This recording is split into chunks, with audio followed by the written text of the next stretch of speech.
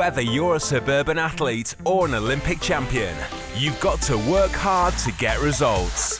We've put over 15 years experience into developing Active Man, combining vitamins, minerals and proteins. Active Man helps provide you with the nutrients you need to optimize performance and assist recovery.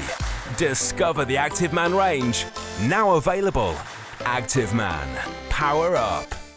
Welcome to this week's Power Progress podcast, and on this particular episode, it's going to be my Instagram live with myself and three girls, coaches, personal trainers, and that is Lisa Austin, Michelle, Lawrence and Lucy Walton, and we're going to have an open conversation about obesity, obviously high up there in the UK, and how we personally manage ourselves and how we help others.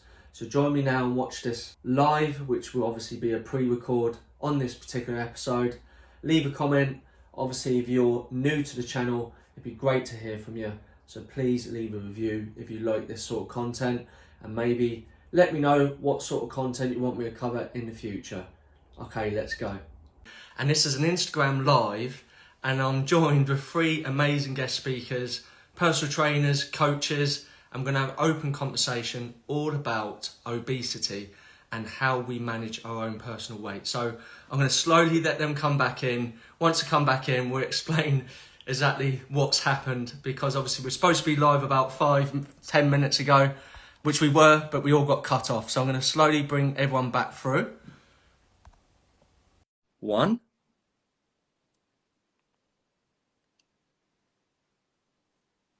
It should be Lucy coming through first. There you Hello go, again. Lucy. Wait, let's see if I can bring everyone through, and then it's Lisa. She should be coming through. Come back onto that, and we're just waiting for Michelle to come through. There's Lisa. Hey, round 2. Round 2, and then we're just waiting for Michelle to come back through. There we go. So give her a wave, and I think she's just requested me as well. So there you go.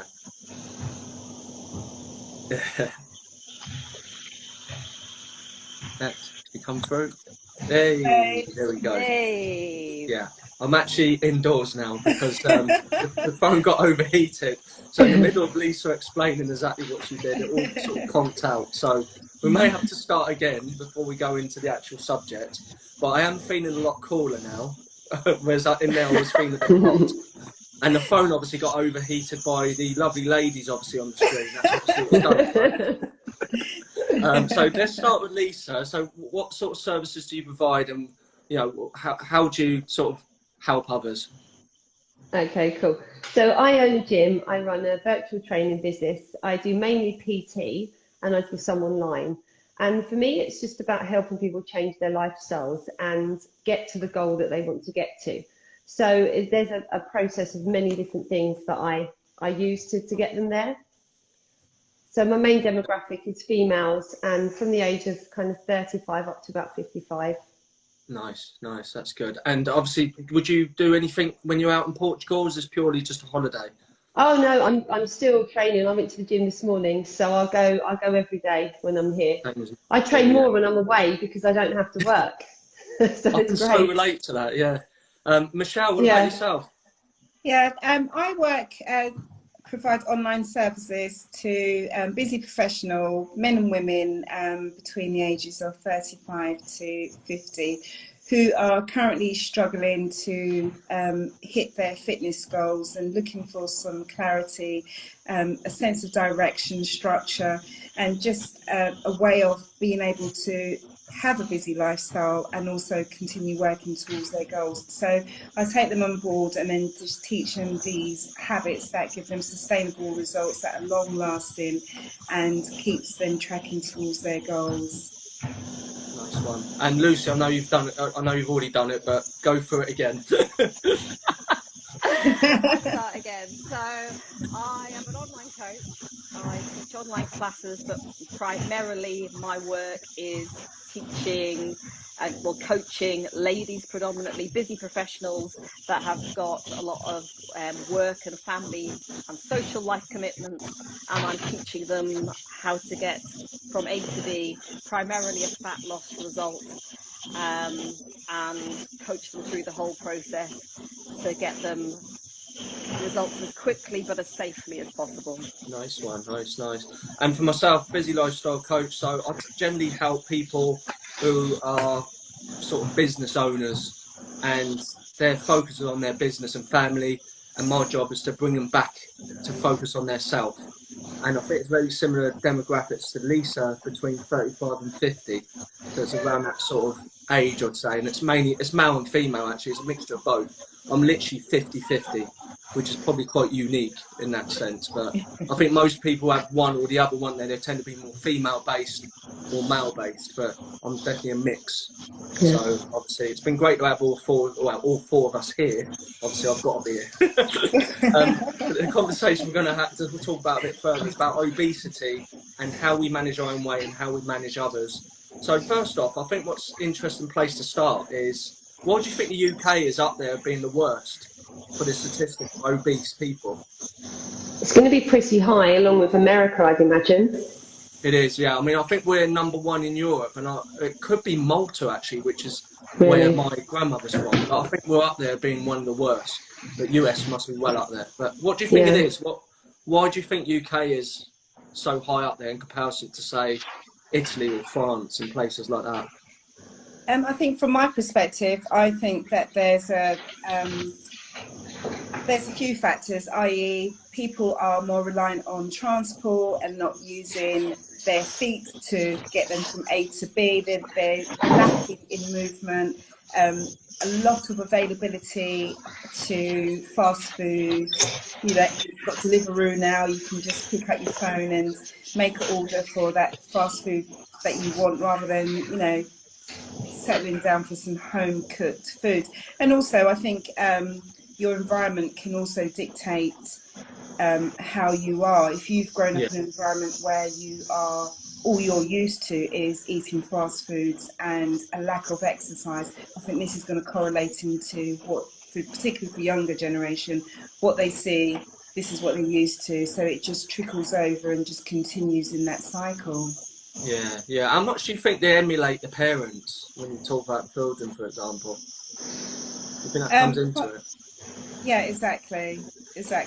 You know, being a parent myself and having a young one, he sees what I do, so he will mimic that as well. So I do think it's important that you try and lead by example. Yeah. If you know how. Yeah. I mean, I think what I would say, I do find in the UK, and maybe we compare it to Canada, Australia, New Zealand and US, we have a very big drinking culture, alcohol. So I think that is a big part of people's downtime, which can be damaging in a sense. So I think that is a big factor. When I say go to France or go to other places, they tend to maybe just have a few, whereas we have this culture of just one after the other, don't we? Do you think that? Yeah. I think in the UK that very much people's lives are around doing things that don't involve movement. So like they'll go to the cinema or they'll go out for a meal. Whereas in Europe, I think they do a lot more in they'll go walking, they'll do stuff that's outside base. If you think of Canada, loads of people, they go skiing, they do so much more that's movement based. In the UK, if I say to my friends, let's do something, the ones that aren't kind of my fitnessy friends, it's always like, oh, should we go for a meal? Should we go down the pub? Whereas I'm like, why don't we go and, I don't know, go paddleboarding or something like that? So I want to do the activity and they just want to go and do the sit around and drink. So yeah, I agree with you on the alcohol. Yeah, so it is. I can really relate to that. Like I would rather on holiday base it around doing activities as opposed to everyone.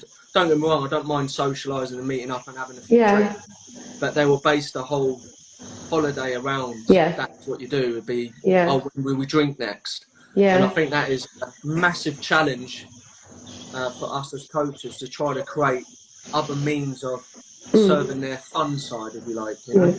Yeah, what do you enjoy apart from, when you socialise? That includes movement. Trying to get people out more. Yeah, definitely. Paddleboarding. So have you done that in Portugal?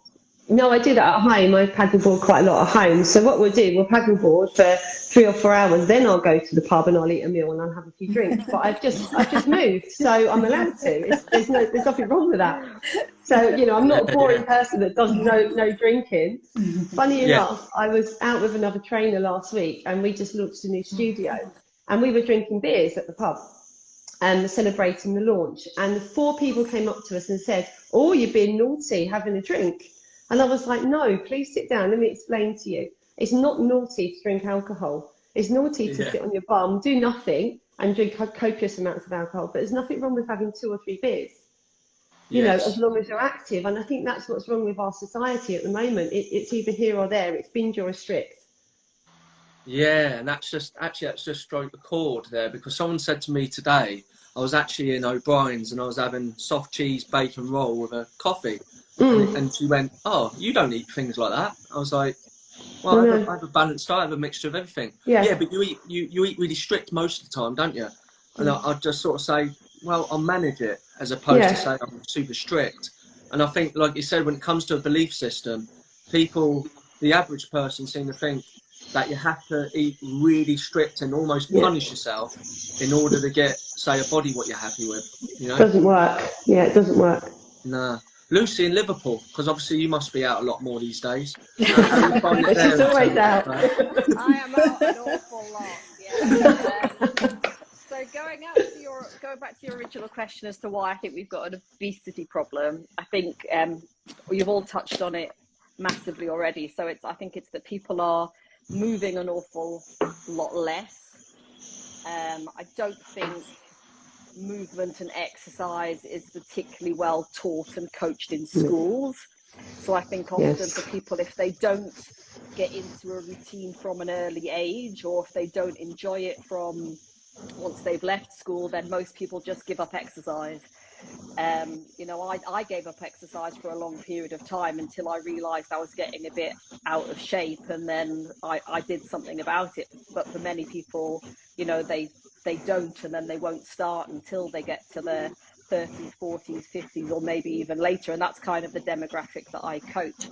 I think also that food and cheap convenience food is far too readily available. So it's very easy to pick and grab food on a budget that isn't necessarily a great choice of food for you.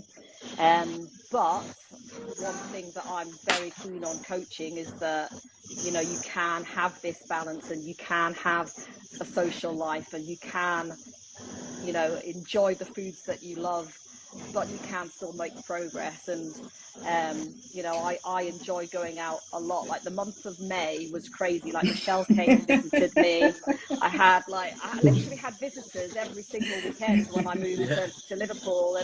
And luckily Michelle and Claire were just about to start prep, but they were going for their food. They wanted to eat out and have a lot of food, but I was prepping for a photo shoot. But I managed it, like I had other friends that are quite big into going out for nights out and drinking. And again, I managed it. I made sure I was very careful with my food 80% of the time. And then those nights, it allowed me to have a bit of freedom and a bit of fun. But, I'm still training very hard. I'm still exercising. I'm still moving a lot.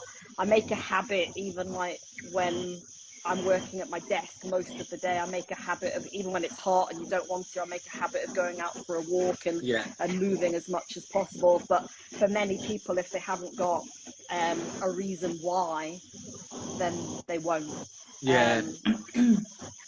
So it becomes like a short burst that they we've got a holiday coming up, so I'm going to go for it. And then when they go on holiday, they just default back to what they normally do. And it's trying to create that. Let's try to make it more of a lifestyle thing that you can sustain this, and they just don't go long enough to feel the benefits. But more importantly, has it created a habit where we all touched on this about holiday. We all work out on holiday, and it's not that we force ourselves. It's just we almost have something inside of us what needs to do it, and that's a great. You have the time. That is intelligent. Yeah, and we enjoy it, you know, we've built it into our lives, and it's something that we enjoy doing, and that's again a stumbling block for a lot of people. They don't see exercise as enjoyment, they almost see exercise as a punishment. And that's why even though I have like my preference for my own type of training that I do, I think as long as you're enjoying what you're doing and can do it consistently, then that's a great start for most people. So be it going to a Lisa and Gail spin class, or be it doing an online class for 30 minutes in the morning, you know, if you're doing some sort of movement and activity, that's better than nothing. But there's a huge percentage of people still in the UK that are doing no exercise, plus adding on top of that probably over consuming food, over consuming alcohol, and that's where the problem lies.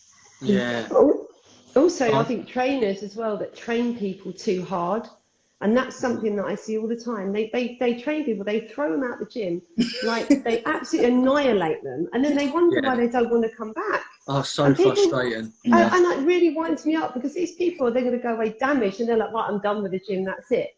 And it's such a shame, because we need to be getting people in the gym and getting them to understand that quality over quantity, and you know, train and do something that you love and that you really enjoy, and then you'll come back. I tend to find that a lot, especially with someone just starting out. They think it's 100%, really clever to be someone and say, and someone go, oh, he's worked me hard. I messed them up. I just that's one of my frustrations actually. Totally agree with that, and it just backs it up. Yeah, the same with food, you know, like people think to make progress with their diet that they've got to like dramatically slash their calories and cut all the foods they enjoy, you know, cut out. So how often do you hear, I'm going to cut out bread, I'm not going to eat any chocolate? And it's like, you don't actually need to do that. You just need to eat it a little bit more moderation, and, you know, be more mindful of what you're consuming, and perhaps not have as much of it. Yeah. Lee's just commented saying that some trainers might let their ego get in the way of how people result. So beast them, they think it's clever, you know. 100%. I'd like to touch on something, because we were talking about when you're younger. So I was one of them people which actually I hated exercise. I skived off PE.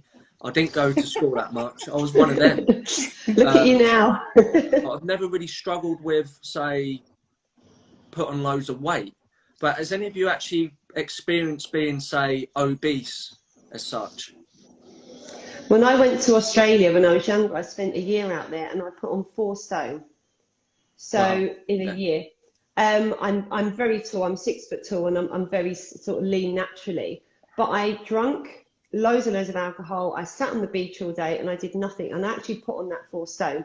And I say to people that £1 a week over a year is almost 4 stone. Loss or gain.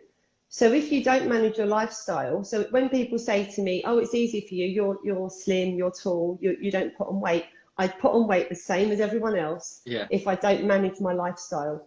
So it is a choice, and I took that choice to just party, and I managed to gain all that weight, and it took me a long time to lose it, and I had to work really hard. I've had 4 children, and each time I had a baby, I didn't put that much weight on, because I managed my lifestyle. So did you have a nice little big bump at the front? I was mad. I mean, I was big by the time I had my 4th one, but I wasn't overweight. I just put on, I think, about 1.5 stone, which is fine during pregnancy. Did you have any cravings, as they say? Gin. I just wanted to drink gin, but I didn't drink it, obviously. But yeah, that was it. What about these mad cravings? What about you, Michelle? Did you have any crazy cravings? When I was pregnant, yes. It was 2 things. I insisted on having a Magnum every single day, and resorted to having a big tub of popcorn every single day. Like literally, I had to have my popcorn. My husband at the time, he had to meet me at the station with my Magnum, and if he didn't have the Magnum, I would be really, really so he made sure he had that, and by the time I got home, I had my popcorn there waiting for me. So yeah, I had a serious craving with those. Did you manage your weight well when you was pregnant? Did you exercise? No, I didn't exercise at all. In fact, I stopped going to the gym. So I didn't train as much as I did now. It was kind of very new to me. So I was doing just going to the gym and doing what I could, and then became pregnant and just stopped, like literally. I didn't get back into it straight after I started doing martial arts actually, and just practiced that. It's only after I finished doing martial arts, probably 13 years later, that I got back into training and then kind of found my flow and what I enjoyed. And as Lisa was saying earlier, I made a choice, because I think if I didn't get back into the gym, I don't think I would be in the position that I am now. I do believe that I'm kind of aging backwards. I'm very grateful for the body that I am building at the moment, and the choices that I make on a daily. It's a way of living for me. It's something I enjoy, and it's about finding and creating that balance to be able to do things like go and visit Lucy and pig out, or go on holiday and pig out, as I do it, trust me. But at the same time, reel it back in and just come back to a sense of normalcy where I can eat the foods that I enjoy and still stay on track working towards my goals. And I think that's an important thing. It's about educating yourself on knowing that you can eat whatever you like. It's just about eating it in moderation, like literally. You don't have to restrict. And I think that's a big problem for a lot of people, is that they believe that once you start a fitness journey, you have to strip everything away. But the problem is, once you strip all those foods away and you get to your goal and you think, right, okay, I'm where I need to be, and you start living a normal life again and bring those foods back in, you put the weight on 2 times quicker and probably gain twice as much weight. So, like I work with my clients. Obviously, we can go into that a little bit more. Some key nuggets, how we can help people. What about you, Lucy? So what sort of weight loss journey have you had? Sorry? So it's a bit of a back delayed. Oh, I didn't hear your question. I was just saying to Lucy, what about yourself? What's been the most you've gained weight-wise? Before I was doing any exercise at all, I was working as cabin crew. So before I came into the fitness industry, I was cabin crew. I was mindlessly eating, drinking quite a lot of alcohol, being very sociable at weekends and not doing any exercise. So I probably, throughout that period of working as cabin crew, was probably at least 1.5 stone heavier than I am currently. And it was kind of at that point that I noticed I was getting a little bit overweight, that I realised I needed to do something. And gradually I learnt the right way, and the way that works for me, and the way that I enjoy. But it was a long process. I'd say, like, from starting exercise in my 20s to where I am now, it has been a massive steep learning curve of lots of the wrong approaches, listening to too many people, getting lost in the stuff that you see and hear on TV, in newspapers, on social media. So it took me a long time to navigate my way through that and find out the best approach for me. Yeah. Well, I think collectively between the 4 of us, we can come together. Someone who's listening, what sort of key takes can they take from this? So would you say number 1 thing is first off is to manage your food? Would you say that's up there being one of the key things? I think we need to get... Sorry. Go on, Michelle, you go first. No, I was just going to say, I think educate yourself, learn about the foods that you can eat, and get a fitness tracker, get a food tracker that allows you to track your foods and really get acquainted with the nutritional values of what you're eating. Because a lot of people eat foods, and like particularly they'll resort to fat-free foods, and they're not necessarily the best things for you. So it is about educating yourself about the foods that you are eating and learning how to put things together and still enjoy those meals. Yeah. Lisa, what was you going to say? I think that people need to, first of all, find out where they are within their output, so their kind of energy balance. Because as we get older, what we can do now compared to when we were in our 20s is completely different. So I get women coming in and they say to me, you know, I'm eating all this food. I used to be able to lose weight. I'm in menopause now. I can't. And I say to them, we need to find out where you are, and then we need to work off of that. So how much can you eat, and how much do you have to move to get that balance of maintenance, deficit, and then surplus? And then from there, we start building in, okay, so we need to maybe reduce some foods to start with, and then we want to get more calories in and more movement out.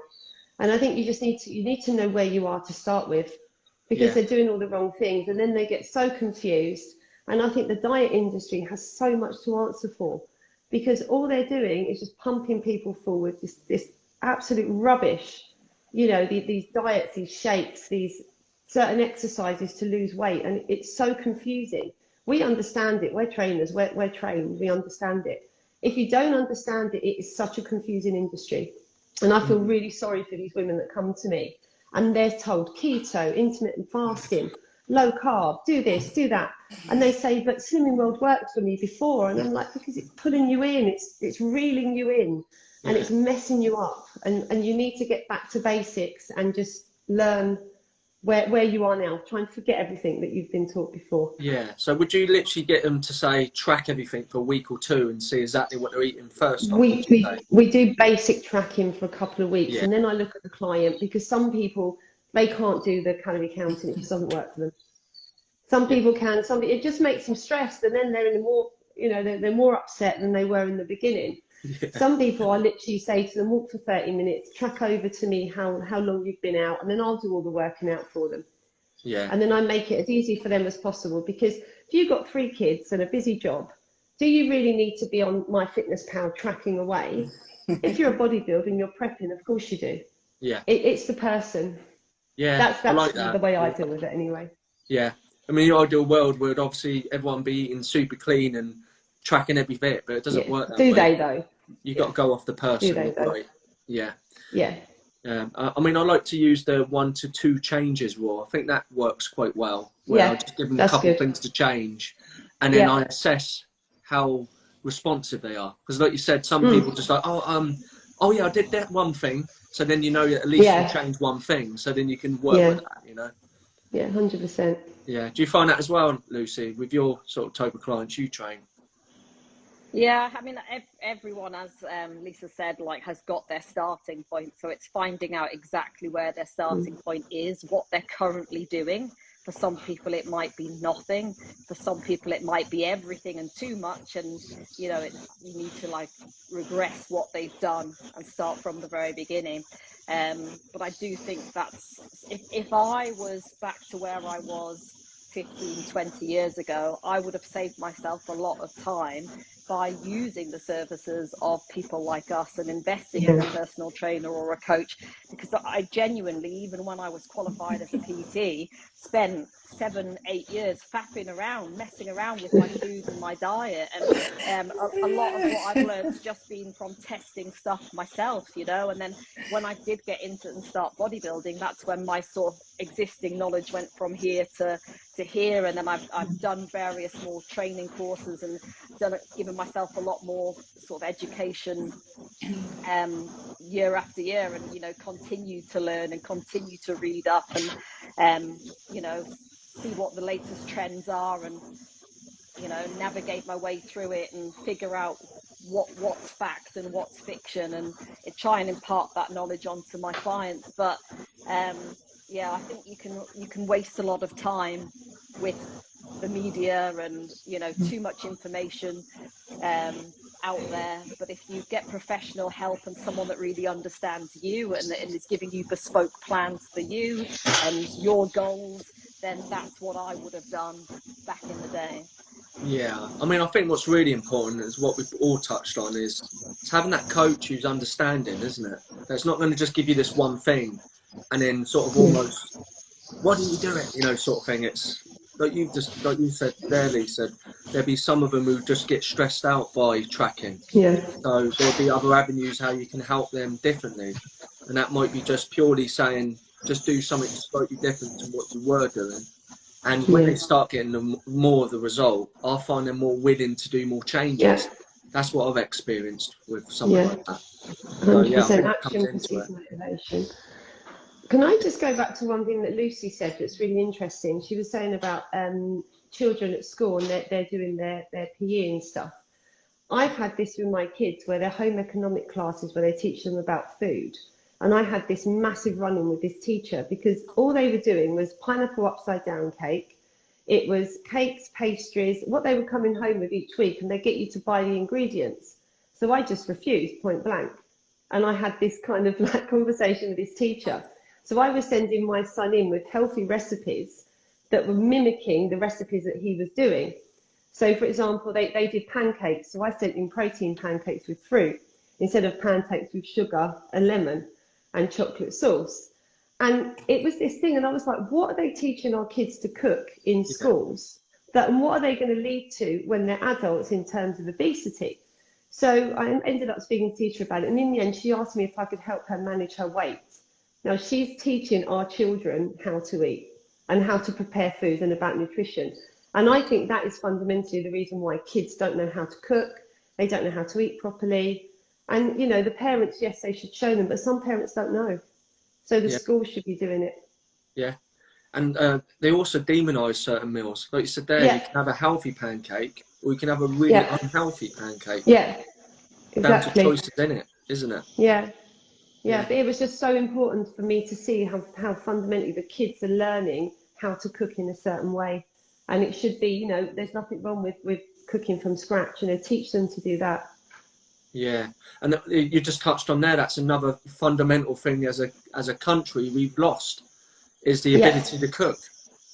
Yeah, 100%.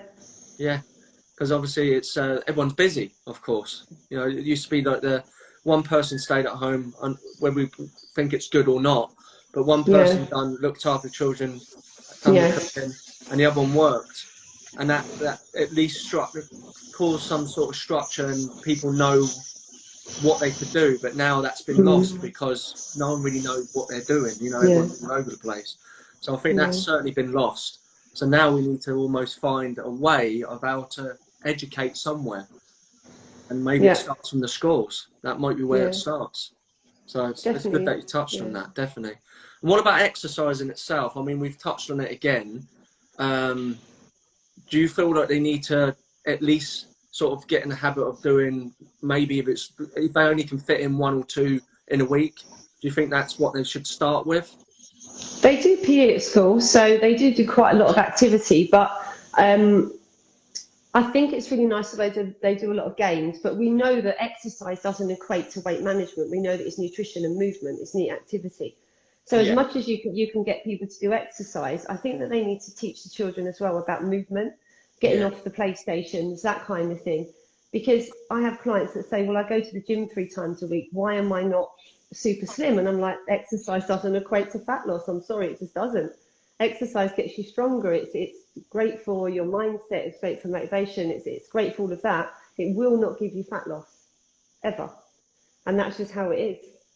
Like it, yeah, because if you're sitting down every day and you only say doing 2,000 steps, and then you do a HIIT class a couple times a week, you're fighting against it, aren't you? Yeah, and you get hungrier. The more you know, people overtrain, they get hungrier, they eat more, so they don't actually burn any more calories. They burn fewer calories. So, that, you know, we all know this. It's just getting people to understand, you know, quality over quantity. Get out and move.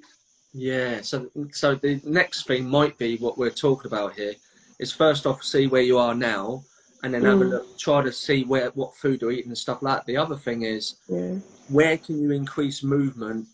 Is it that you've got 20 minutes in between lunch and when you finish work? Could you get up and go around the block? Could you take the stairs rather than the lift?